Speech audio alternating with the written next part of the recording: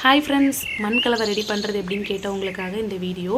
நான் ஒரு கிழிஞ்சு போன பழைய க்ரோ பேக் எடுத்திருக்கேன். அதில் கொஞ்சம் மண்ணை ஃபில் பண்ணிவிட்டு டெய்லி ஆர்கானிக் வேஸ்ட்டை அதிலேயே செடிகளுக்கு போட்டு போக மிச்சம் வரக்கூடியது அதிலேயே கொட்டி கொட்டி வச்சு லைட்டாக தண்ணி தெளித்து விட்டோம் அப்படின்னா சூப்பராக மண் கலவை வந்து அழகாக ரெடி ஆகிடும். அதுக்கப்புறம் நம்ம செடி நட்டுக்கலாம், இல்லை செடிக்கு உரமாட்டும் கொடுத்துக்கலாம். இங்கே பார்த்தீங்களா, மாவு பூச்சி தொல்லை இந்த தக்காளி செடியை நாசம் பண்ண ஆரம்பிச்சிருச்சு.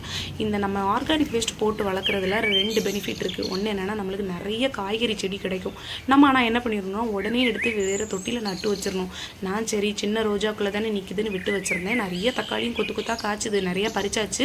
ஆனால் இப்போ வந்து வேறு செடிக்கு இந்த மாவு பூச்சி ஸ்ப்ரெட் ஆயிருமோன்னு ஒரு பயம் வந்துருச்சு. அதனால் எடுத்துட்டேன். காயெல்லாம் பறிச்சுட்டேன். இனிமேல் சூப்பராக தக்காளி காய் கூட்டு செஞ்சு சாப்பிட்றலாம். அதனால் வேஸ்ட்டாலாம் போகாது. பார்த்தீங்களா, நானே அரை டப்பா மண்ணு தான் வச்சு ஒரு செடியை வளர்ப்பேன். இது அதில் விழுந்து முளைச்சி எல்லா சத்தையும் எடுத்து இப்போ 1/4 தொட்டி மண்ணு தான் இருக்குது.